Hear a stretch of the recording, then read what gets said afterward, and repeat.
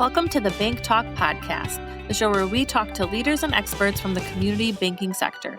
Whether you are a current CEO or aspire to be one, this podcast will give you valuable insights and advice on how to run your financial institution better. Each episode explores a new topic with a guest who brings their unique experience and knowledge. Tune in and discover something new each time you listen. Hello, welcome back to BankTalk. I'm Rich Carty, sales executive with Remedy Consulting. Today we have a great episode lined up. We'll get to go across the sea and sit down with Quantum 6. This is a group out of the EU, out of London, that are helping banks, credit unions, and fintechs modernize core systems, maximize technology investments through ecosystem strategies where they're driving agility and long-term value in an evolving landscape shaped by the cloud, AI, and other architectures within the model. So without further ado, let's start. I wanted to introduce Martin Wallen, Executive Director and Co-founder, and Gino Bronzini, Executive Director and COO with Quantum 6. Thank you both for joining us today. It's good to be here, Rich. Yeah, really good to be here. So thank you, Rich, and thanks to the BankTalk team for having us on. Yeah, absolutely. And I know we crossed paths originally down in Texas at an event, and I found kind of what you guys were doing here in the United States really just fascinating and probably worthwhile, and that's why I wanted to have you guys on today. So why don't you give the audience a quick background on what's going on with Quantum 6 and maybe some of an overview or goals, for the upcoming year. Absolutely. We'll just give 15, 20 seconds on each of us individually, then I'll run into a bit of background on Quantum 6. Do you want to kick off, Gino? Yeah, thanks, Martin. So, once again, great to be here, and thank you, Rich. So my background is slightly different to Martin's is that I'm a banker by background, and my background is rooted in what you might call the engine room of the City of London's banking teams. I've been in small international banks my whole career. Started out on the tech side, thrown straight into a large core transformational change. So really, I got started in this world very early in my career. And that technical foundation really gave me that base understanding to then move up across ops and change, etc. And the last role I had was COO of a small international bank in the City of London with oversight of kind of the entire machine. So retail banking, trade finance, general ops, and of course, IT and change.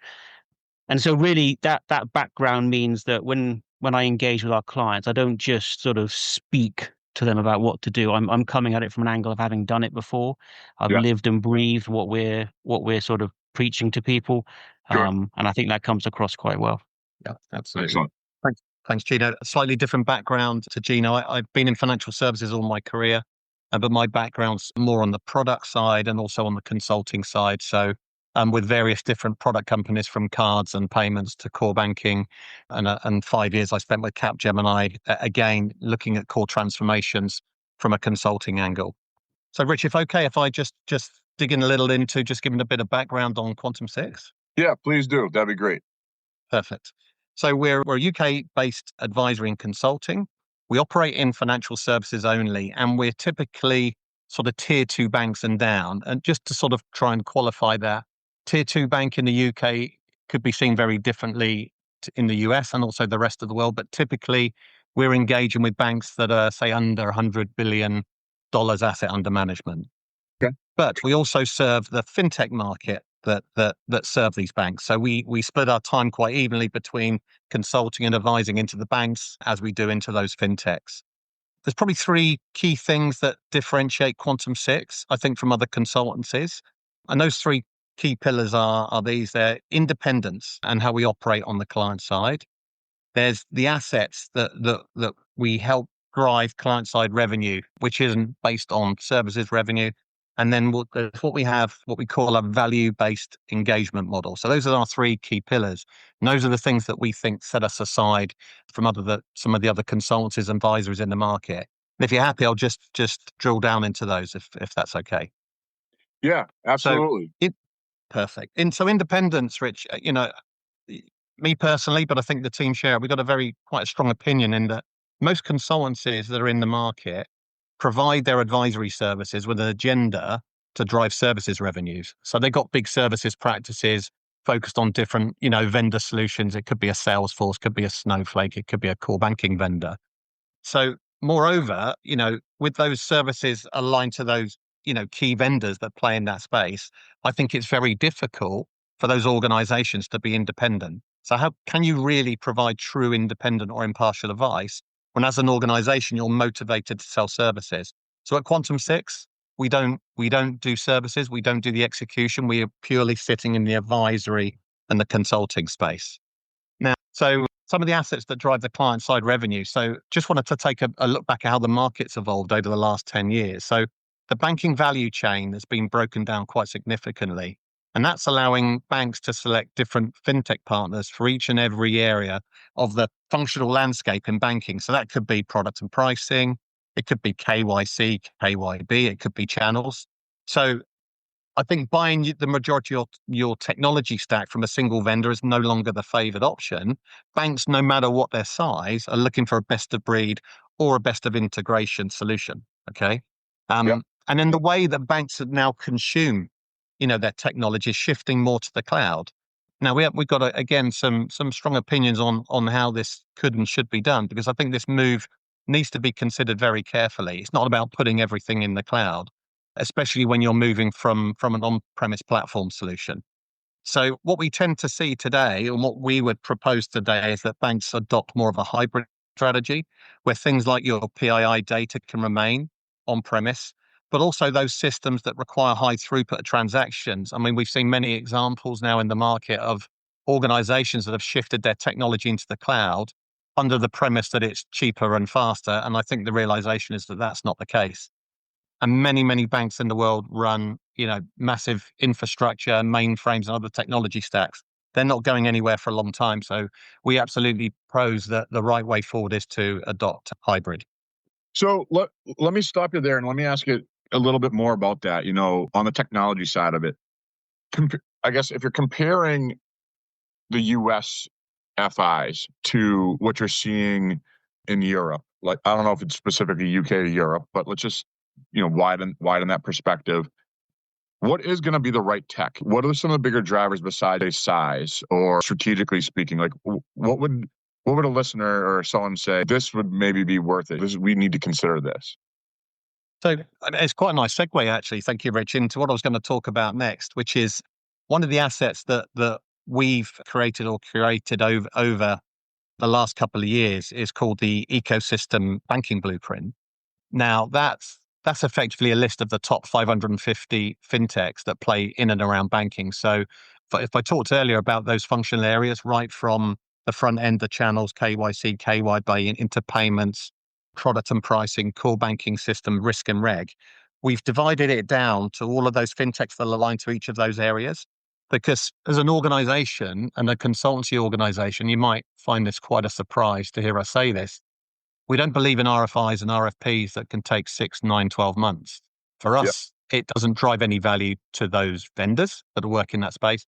And it doesn't provide value to the bank. Sending out 1,000-page or 1,000-question questionnaire to, that's got, an RFI to a bank where it's just a tick box exercise, it really doesn't. So we're able to reduce the typical time frame for an RFI, RFP by around 60 to 70% by using this asset. What we want to create as Quantum 6 is a long-term sustainable relationship with the bank and those fintechs. And by creating this asset, we've actually, it's sort of born out of this is this very tight ecosystem where we've got very good relationships with those vendors and those fintechs as part of our EBB, but more importantly, with the banking clients where we can get them to the point of an informed decision far quicker. And then what we want to do is be on the journey with them as they do that transformation, providing that governance and assurance while they work their way through that. I see. Okay, that makes sense. Well, let's take a step back before we dive into anything else a little bit more granular, I guess. Let's just talk a little bit more UK to US trends in the banking industry, right? Like, let's do a little comparison, maybe some highlights in terms of what's going well over there, what's going well here, maybe some things that you're helping the US clients kind of get caught up to speed with what you're seeing there too. You know what I mean? If you can touch on that a little bit. Sure thing, Rich. So it's probably worth repeating here what Martin said at the start is that our heritage is tier 2 to tier 4 banking. So we'll stay focused on that area. And to give a little bit of context to our discussion, the UK banking market is dominated by a small number of large banks. The top six, for example, hold somewhere between 70 and 80% of all deposits. Conversely, the top six US banks hold only somewhere in the region of 40 to 45%. So you can see there's a basic fundamental difference in the markets there. This is in part because of the large number of sort of smaller regional and community banks and credit unions that you have in the US, Sure. which we don't have that many of in the UK. But that being said, when you do get to that level, the US community banks and credit unions are very similar to the UK banks, building societies and credit unions that we deal with here in the UK. They do operate in different ways, and it's probably worth covering a couple of them. I'll give you a couple of examples. One of the main ones really is that in the US, you've got the Community Reinvestment Act, or the CRA. And as your listeners will know, that's where US banks are required to lend to their local communities in quite a prescriptive manner. The Yeah. UK doesn't have a direct legal equivalent to that. There's some regulations that encourage it, but they're nowhere near as prescriptive of that. And Okay. and we're closing that gap in the UK, but we're closing it through markets more than we're closing it through regulation. So we've had some startup banks recently in the UK coming in to fill that kind of SME lending gap that your community banks and regional banks fill in the US. But again, they're not operating on a mandate. They're operating on a market driven opportunity. Yeah. And another large and very important differentiating factor between EU and UK banks and the US is the regulatory environment in which they operate. UK and EU are heavily regulated markets with very prescriptive and rules-based approach to the regulation. US, as your listeners will know again, is traditionally more focused on enforcement and litigation. It's changing since 2008 financial crisis. You have become more prescriptive with things like the Dodd-Frank Act, but generally, historically, the US environment, the UK environment is much heavily more regulated. And because of that, the UK particularly is far more broad brush in its regulation. So regulations that come down in the UK apply to all banks, regardless of their asset size. So we've had recent things like MiFID, etc. No matter what the size is, they have to conform to it. Whereas you've got a much stronger focus on proportionality by asset size. We are moving that way in the UK, but it's much slower. Some of the more recent regulations that we've had around consumer duty is, while it applies to all firms, it does have some proportionality built into it, relevant to the size and complexity of the business. But we're not there yet. Yeah. And to give a bit of context, why I'm saying that is what we see at Quantum 6 is that because of that broad brush approach, the reg tech in particular and the compliance tech that small banks in the UK use is the same tech that the big banks are using. And so that can become very costly very quickly. And it comes with functionality they may not even require, which is why the product that Martin spoke about, the ecosystem banking blueprint, is so strong here because it allows us to support banks to find systems that are proportionate, cost effective for them as a small bank or building society, and not just like, let's say, lurching towards what the big banks are using, increasing their cost base, etc. Okay. So that's probably one of the biggest sort of trends that we see. Those are maybe some of the differences, but there's lots of commonalities as well, right? And they do cut across, I would say, mostly tech. We've got things like AI, not unique to banking, but this is a very hot topic, especially focused like fraud detection and cybersecurity. The digital first approach on both sides of the pond is the same. Both markets are continuing to see growing demand for mobile and online services. An area which is firmly in our wheelhouse is core and surrounding ecosystem modernization.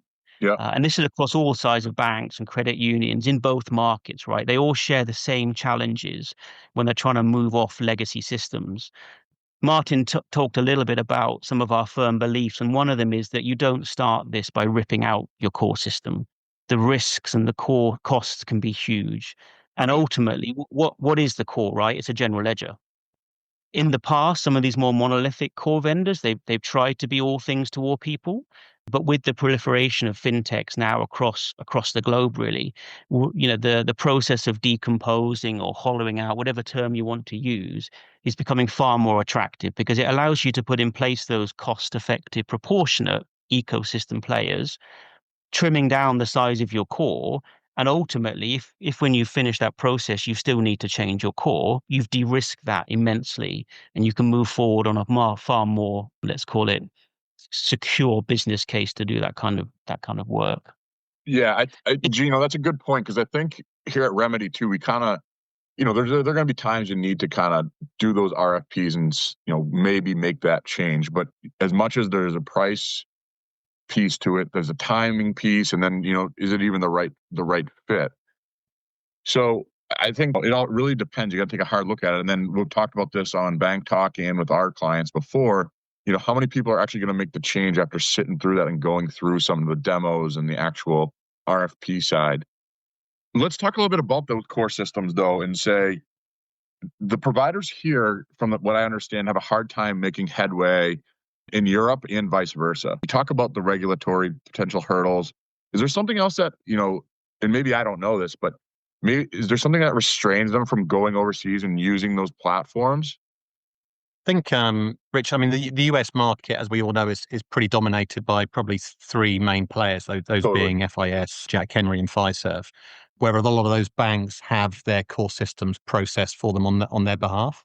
Now, that's not the whole market. Obviously, the further upstream you go, several of the largest banks globally will run systems like Hogan and Systematics. Systematics being an FIS product, they will run those on premise. There's a vast majority of the US banking that it's where the core systems are processed on their behalf, and therefore breaking that market for maybe a European vendor or another core banking vendor makes that quite difficult. So it's quite a close shot, to be fair. Yeah, no, I appreciate. Thank you, Martin. So give me an example, or what maybe a focus area where they're totally separated or different differentiators, I guess. We'll be right back. Ever feel like your tech budget's running the show instead of supporting it? You're not alone. Between bloated vendor contracts and outdated systems, a lot of banks are stuck paying more for less. And here's the kicker. Those big tech vendors, their contracts are built to protect them, not you. So if you're hesitating to make bold moves because of tech costs, it's time to flip the script. That's where Remedy Consulting comes in. We help banks take back control, cutting through the fine print, optimizing spend, and finding tech solutions that actually fuel growth. And we're offering a free review of your tech stack, spending, and vendor contracts. No pressure, no sales pitch, just expert insight to help you make smarter decisions. Even if we're not the right fit, you'll walk away with clarity and confidence. So go to remedyconsult.net or call 206-295-5776. Let's make your tech work for you, not against you. Thanks for listening to the BankTalk podcast. Sure. So, I mean, a couple of areas where maybe the UK and US are running what I would call completely different races would be probably contactless, cashless payments and open banking. With cashless and contactless, this is driven because the UK's slightly further ahead just because they got off the mark quicker, right? They set up things like chip and pin, they got their faster payments infrastructure running earlier.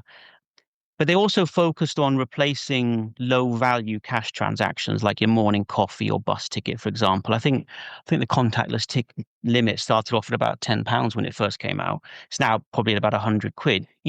But conversely, the US focused on higher value transactions, mostly driven, I think, because of the interchange fees. In the UK, I think it's capped at 0.3%, and in the US, it can be anywhere between 2 and 3%.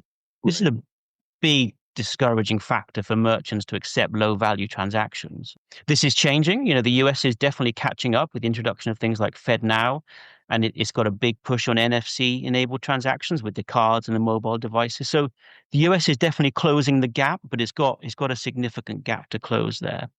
And yeah. That makes a lot And of the sense. second, I mean, we got rid of making the penny, and I know if you go yeah, up to a stadium to, on the consumer side, you go up to, get anything at a concession of a sporting event, concert, whatever it is. A lot of them are now cashless. So that we're, again, like you said, we're behind you, but it's just the way everything's trending. exactly, exactly. And probably the other one is, as I said, is open banking, and this is down to basically a fundamental difference in the approach. So the UK approach is from a regulation mandated, very standardized approach where the US system is far more market driven and fragmented. I'll give you an example. So the UK started this with very much a top down approach. So there was a payment service directive. There was a mandate from what we call the Competition and Markets Authority, which basically forced the largest banks to create a single API standard for data sharing. This uniformity basically meant fintechs only need to integrate once to access data from every major bank. This dramatically increased the adoption of this for us over here. And I think whereas the US system grew far more organically, it was driven by consumer demand for financial management and lending apps. This led to the dominance of the data aggregation players you've got out there. But things are changing. There is a gap, but again, the things are changing. You've got this Consumer Financial Protection Bureau. I think they finalized some new rules now under the Dodd-Frank, which is basically going to mandate your US banks to adopt these secure standard APIs in the same way. So you're moving towards the same Yeah. framework, and you'll be there pretty quickly. But Right. but it is, again, it's playing a catch-up game on this security and standardization. And I'd say those are probably the two biggest ones that really stand out as where the almost running two different races, starting in very different ways. Okay. There's a lot of anxiety on the M&A side of the house, right? There's some consolidation in the United States here. Are you guys seeing that overseas as well, or is that really just a thing in the US? No, absolutely. So again, if we just do a little quick comparison, Rich, between the UK and the US. So in the UK, we've got around 350 banks, community banks, credit unions. We've got a population of circa 70 million, maybe slightly higher, but unofficially, but let's call it 70 million. In North America, you've got 4,500 banks with a Right. population of 390 million. So if you compare the numbers of banks versus the population, you can see there'll be, continued consolidation to come. Some of the stats that we're looking at right now, they're sort of talking anywhere between 3 and 4% per year by 2030. And the other thing I think that's feeding that, the recent FDIC data around new bank charters, or de novo banks, as you call them, those are now becoming rare. And I think that's further stimulating this M&A activity. So Yeah. I think, yes, we're going to see that continue to grow. And I think in Q3 25, 52 US bank deals were announced, which is the highest quarterly number of deals in the US since 2021. So Okay. it's definitely on the rise, and we don't see it slowing down anytime soon. Yeah. Yeah. That's for sure. Well, let's circle back. You guys mentioned, and you talked about a digital first approach. Let's maybe stop there for a second and talk about, what that exactly means, and how, what a good digital first approach would look like for you guys. Maybe, talk about maybe a European bank of something that they've adopted, something along those lines. Sure. I mean, again, I think there's commonality here between whether this is in the UK, Europe, or in the US, and maybe moreover in the US. So coming back to what Gino mentioned earlier, we engage with a lot of clients, and their initial comment to us may be, "Oh, we need to replace our core." Again, that's the last thing that you want to be doing. So we're pretty pragmatic as a consulting organization. We believe that anything or most things that you want to solve for, you can solve for with the right ecosystem and the right integrations. So typically where banks are going now is they are looking at a decomposition. They are looking at ways in which to create the right offers to their clients. And that could be done by using product and pricing engines. But ultimately, the window to the world is always the digital channels, right? Whether that be through a mobile, on the internet. So this progressive modernization, if that's what you want to call it, it typically now goes front to back. That can be sort of segregated down even further into sort of siloed lines of business. But typically where they are looking to go is to say, well, how can we streamline our current offerings to our clients to make us more sticky as an organization?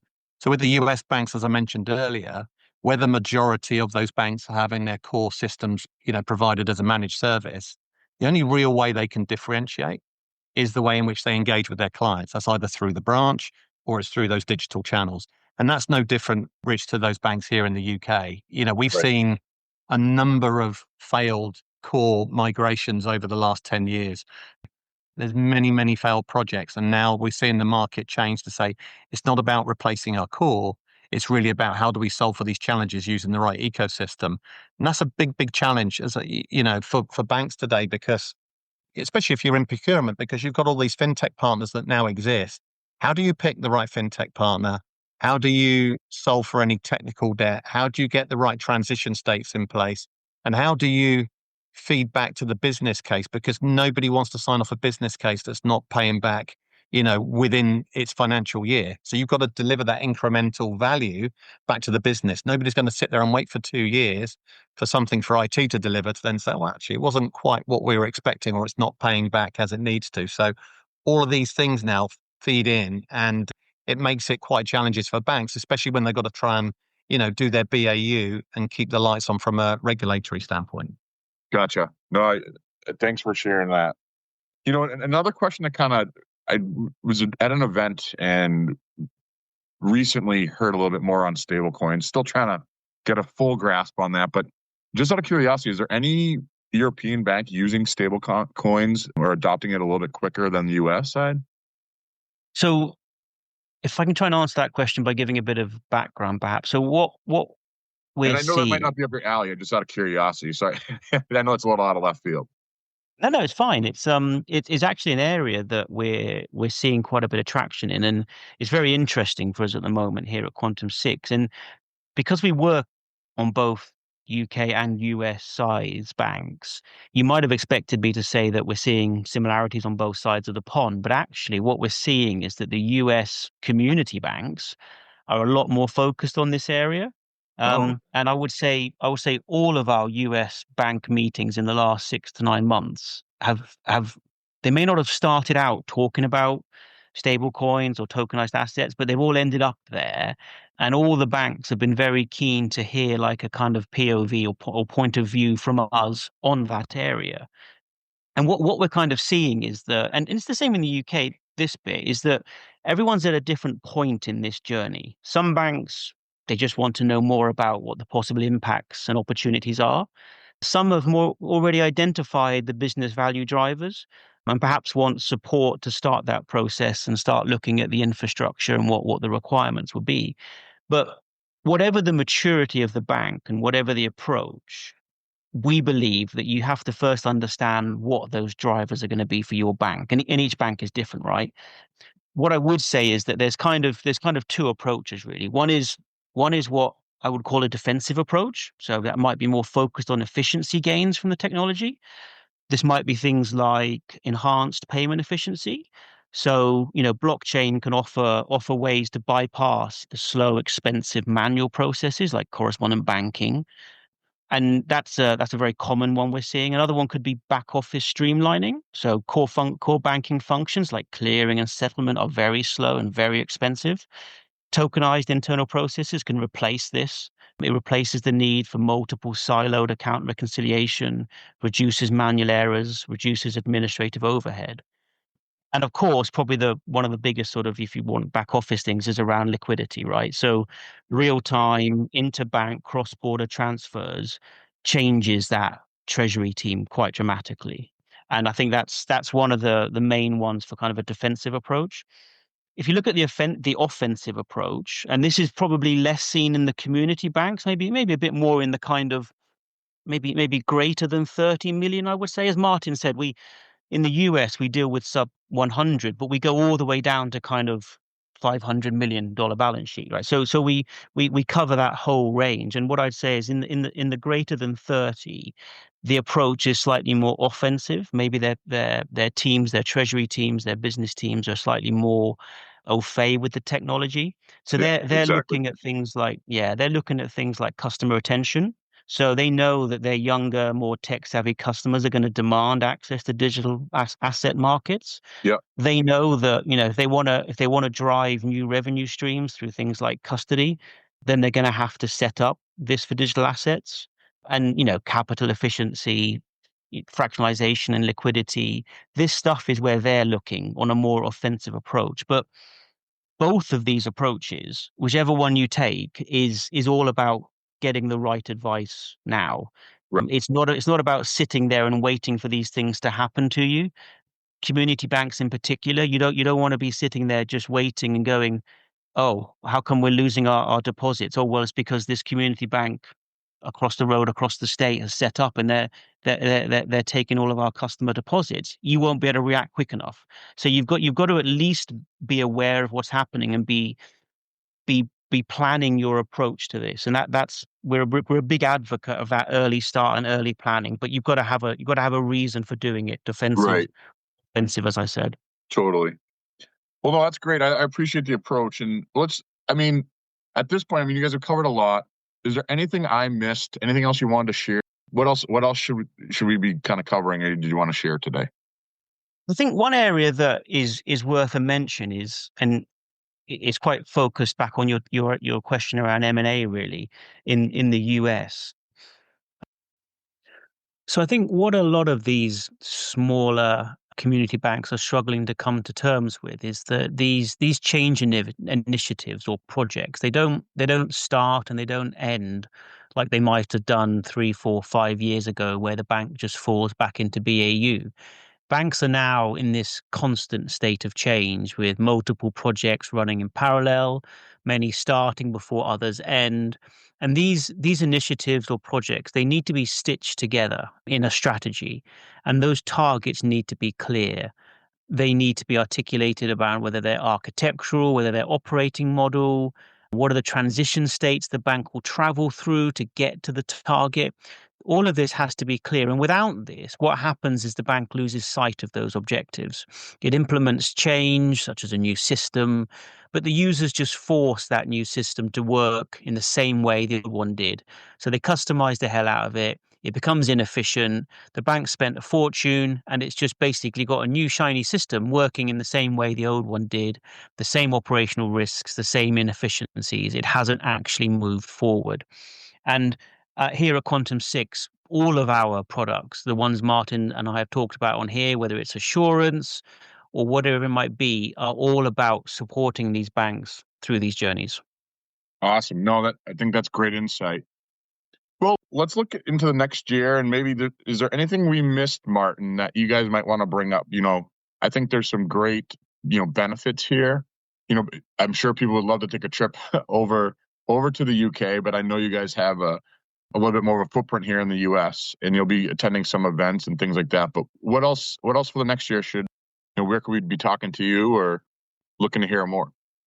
Absolutely. Thanks, Richard. I'd just like to circle back really on a couple of things that we've touched on earlier, one being AI and also M&A. So we've recently completed a white paper working with a number of ecosystem partners looking at the role of AI in M&A and how this, along with other selected technologies, can not only expedite but de-risk M&A activities. So I think what we're seeing, and as we discussed, this renewed M&A momentum, and that underscores a global shift towards AI-assisted decision-making, where data-driven insights accelerate both the integration and those acquisition cycles. So key for us is the sort of pre-merger prep.